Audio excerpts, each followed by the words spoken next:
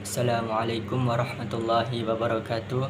Perkenalkan, nama saya Riangga Wijaksono dengan NIM 124101006. Di sini saya akan menjelaskan kelompok 1 tentang kedudukan alam semesta, manusia dan ilmu pengetahuan dalam perspektif pendidikan Islam. Di sini saya akan menjelaskan kedudukan alam semesta. Dalam Kamus Besar Bahasa Indonesia, alam dimaknai segala apa yang ada di langit dan di bumi. Bila demikian, Al-Quran telah membicarakan tentang langit dan bumi berserta seluruh isi dalam beberapa ayat. Kata langit yaitu segala sesuatu yang ada di atas lainnya atau apa yang di bagian atasmu. Sedangkan pengertian bumi yaitu segala sesuatu yang berada di bawah langit. Itulah umumnya dimaknai dengan alam semesta. Alam semesta dalam Islam dikenal sebagai ayat kauniyah, yaitu tanda-tanda kebesaran Allah Subhanahu wa taala yang terbentang luas di langit dan bumi. Allah Subhanahu wa taala berfirman dalam Quran surah Ali Imran ayat 190, sesungguhnya pada penciptaan langit dan bumi serta pergantian malam dan siang terdapat tanda-tanda kekuasaan Allah bagi orang-orang yang berakal. Hal ini menegaskan bahwa alam semesta adalah sumber pembelajaran bagi manusia untuk memahami kekuasaan dan kebesaran Allah Subhanahu wa taala. Yang kedua, kedudukan manusia. Manusia dalam perspektif Islam memiliki kedudukan istimewa sebagai makhluk yang diberi akal, hati, ruh, jiwa. Sebagai makhluk terbaik, manusia diberi amanah untuk menjadi khalifah, pemimpin di bumi. Tugas utama manusia adalah menjaga, mengelola, dan memanfaatkan alam dengan bijaksana sesuai dengan prinsip-prinsip syariat. Manusia juga memiliki kewajiban untuk terus belajar dan mengembangkan ilmu pengetahuan sebagai bentuk ibadah dan ketaatan kepada Allah Subhanahu wa taala. Yang ketiga, kedudukan ilmu pengetahuan. Ilmu pengetahuan dalam Islam tidak hanya terbatas pada ilmu agama, tetapi juga mencakupi ilmu mengetahui umum. Dalam Islam, ilmu adalah cahaya yang membimbing manusia kepada kebenaran. Rasulullah SAW sabda, menuntut ilmu adalah kewajiban bagi setiap muslim. Hadis riwayat Ibnu Majah. Pendidikan Islam mendorong umatnya untuk terus mencari ilmu, baik yang bersifat duniawi maupun ukhrawi, dalam tujuan memperoleh kebahagiaan di dunia dan akhirat. Yang keempat yaitu hubungan antara alam semesta, manusia, dan ilmu pengetahuan. Dalam pendidikan Islam, alam semesta adalah sumber ilmu yang harus dipelajari. Manusia adalah makhluk yang diberi kemampuan untuk memahami ilmu tersebut, dan ilmu pengetahuan adalah sarana untuk mendekatkan diri kepada Allah. Ketiga unsur ini membentuk kesatuan yang harmonis dalam proses pendidikan. Dalam kedudukan alam semesta, manusia, dan ilmu pengetahuan dalam perspektif pendidikan, Islam memiliki hubungan yang erat. Alam semesta adalah media pembelajaran, manusia adalah pengelola dan mencari ilmu, sedangkan ilmu pengetahuan adalah sarana untuk mencapai kebahagiaan dunia dan akhirat. Pendidikan Islam menekankan pentingnya mengintegrasikan ketiga unsur ini sebagai bagian dari proses pengembangan dari peningkatan kualitas hidup. Selanjutnya saya akan menjelaskan kelompok 3, hakikat dan fungsi tujuan pendidikan Islam. Di sini saya akan menjelaskan hakikat pendidikan Islam. Hakikat pendidikan Islam adalah proses pengembangan potensi manusia yang diberikan oleh Allah Subhanahu wa taala baik dari segi akal, rohani, dan jasmani. Pendidikan Islam bertujuan untuk mengarahkan manusia agar dapat mengenal dan mengabdi kepada Allah Subhanahu wa taala sebagai pencipta alam semesta. Dan demikian, pendidikan Islam bukan hanya bersifat dunia tetapi juga akhirat, mencakup seluruh aspek kehidupan. Yang selanjutnya menjelaskan fungsi-fungsi pendidikan Islam. Di sini fungsi-fungsi pendidikan Islam ada 5. Yang pertama, fungsi pembinaan akidah. Pendidikan Islam berperan dalam menanamkan keimanan dan ketakwaan Allah Subhanahu wa taala sejak dini. Yang kedua, fungsi pengembangan akhlak. membentuk kepribadian yang baik dan luhur sesuai dengan nilai-nilai Islam. 3. Fungsi pengembangan Islam pengetahuan, mendorong peserta didik untuk mencari ilmu pengetahuan baik agama maupun ilmu umum. Yang keempat, fungsi sosial, mengajarkan peserta didik untuk berinteraksi secara baik dengan sesama makhluk dan lingkungan. Yang kelima, fungsi keterampilan, membekali peserta didik dengan keterampilan hidup yang bermanfaat di dunia dan akhirat. Yang selanjutnya menjelaskan tujuan pendidikan Islam. Tujuan pendidikan Islam adalah membentuk insan kamil, yaitu manusia yang sempurna secara akhlak, spiritual, dan intelektual. Tujuan ini meliputi yang pertama, menciptakan manusia beriman dan bertakwa, mendorong peserta didik untuk menjadi hamba Allah Subhanahu wa taala yang taat, supaya peserta didik ini tidak melanggar syariat Allah Subhanahu wa taala. Yang kedua, mengembangkan potensi akal dan ilmu pengetahuan, mendorong peserta didik untuk berpikir kritis dan mengembangkan ilmu.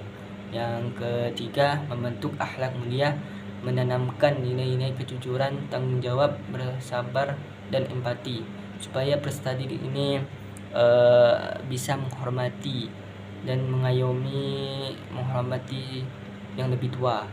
Yang keempat, menyiapkan kehidupan dunia dan akhirat, mendidik peserta didik agar siap menghadapi tantangan hidup dan meraih kebahagiaan akhirat. Hakikat dan fungsi tujuan pendidikan Islam adalah untuk membentuk manusia yang beriman, berilmu, berakhlak mulia, dan memiliki keterampilan hidup.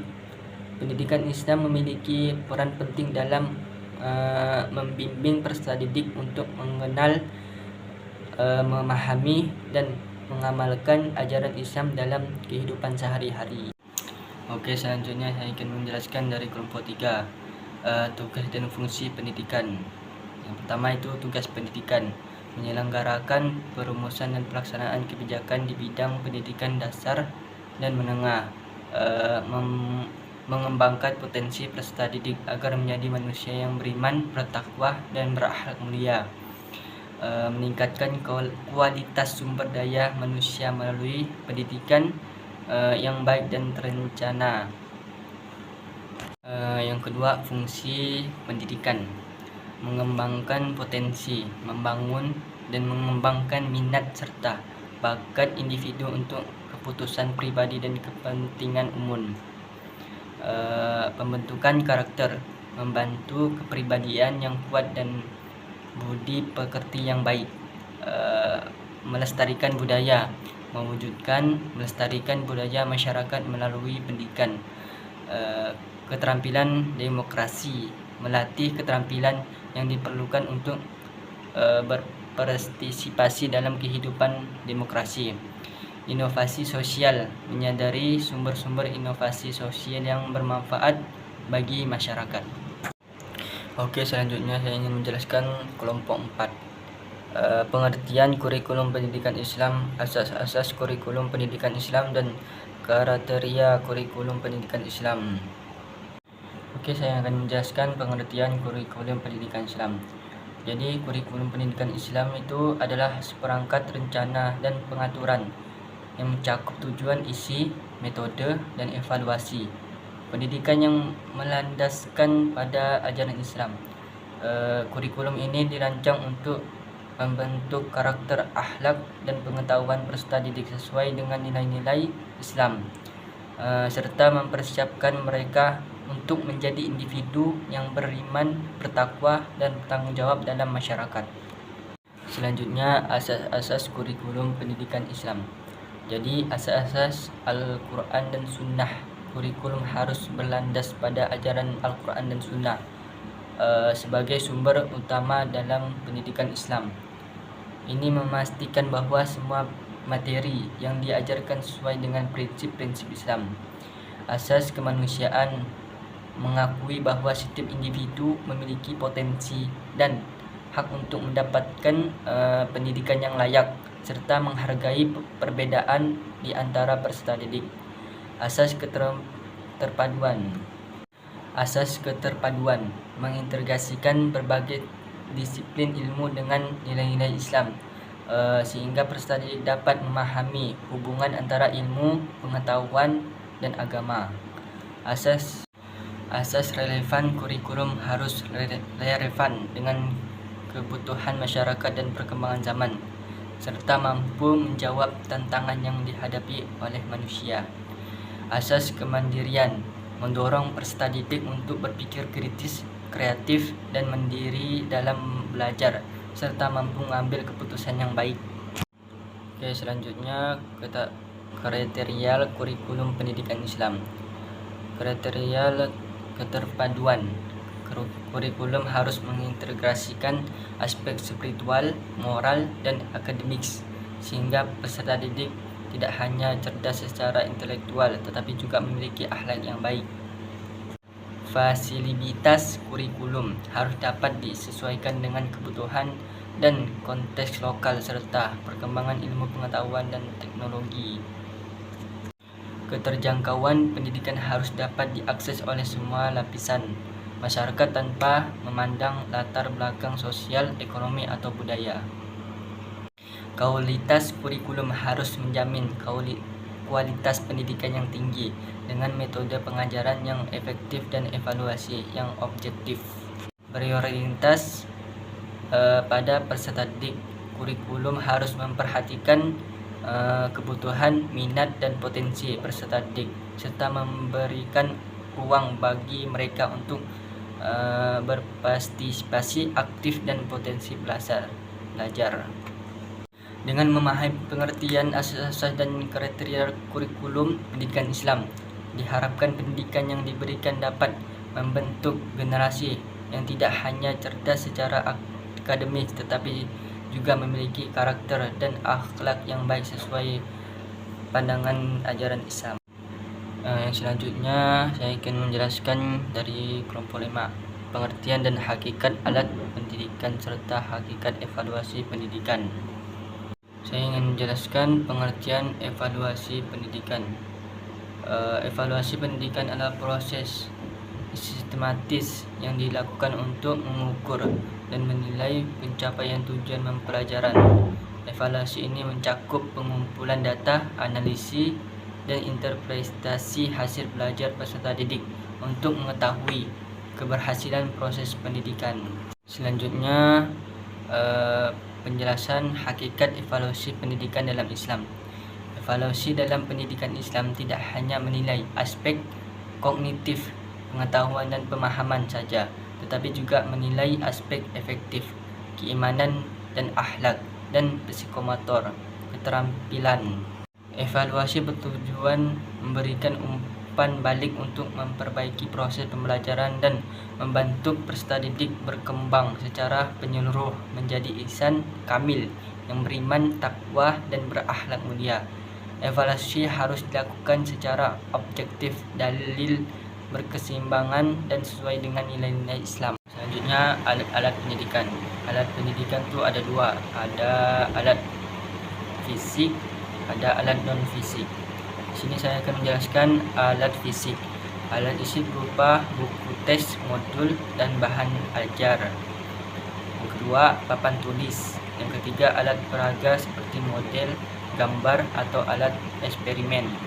Yang keempat, media elektronik seperti proyektor, komputer, video, dan radio. Yang kedua itu alat non-fisik. Alat non-fisik ini metode atau teknik pengajar yang digunakan guru, misalnya diskusi, ceramah, demonstrasi, atau simulasi. Yang kedua, lingkungan belajar yang kondusif termasuk suasana kelas dan hubungan antara peserta didik dan guru. Yang ketiga, waktu belajar yang terstruktur. Yang selanjutnya saya ingin menjelaskan kelompok 6, pengertian dan hakikat pendidikan dan pengertian dan hakikat peserta didik. Pengertian pendidikan. Pengertian pendidikan adalah proses sadar dan terencana yang dilakukan untuk membantu perkembangan potensi individu agar menjadi manusia yang beriman, bertakwa, berilmu, dan berakhlak mulia. Pendidikan tidak hanya bertujuan mengembangkan aspek intelektual, tetapi juga moral, spiritual, dan sosial. Hakikat pendidikan. Dalam Islam, hakikat pendidikan adalah usaha untuk mengembangkan potensi fitrah manusia yang telah diberikan oleh Allah Subhanahu wa taala agar menjadi insan kamil, manusia sempurna yang bertakwa, beriman, dan berakhlakul karimah.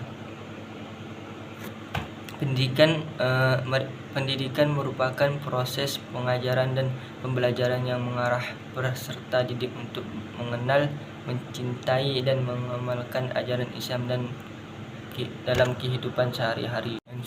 Dan selanjutnya pengertian peserta didik. Peserta didik adalah individu yang menerima pendidikan dan proses pembelajaran untuk mengembangkan potensi sendirinya. Dalam konteks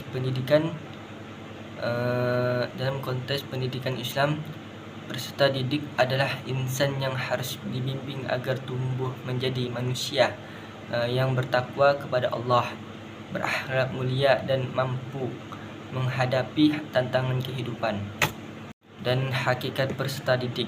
Hakikat ini peserta didik dalam pendidikan Islam adalah sebagai makhluk ciptaan Allah yang memiliki fitrah suci dan potensi yang perlu dikembangkan melalui pendidikan yang holistik, meliputi aspek spiritual, intelektual, emosional, dan sosial. Peserta didik bukan sekedar objek yang diberi ilmu, melainkan subjek aktif dalam prosesnya.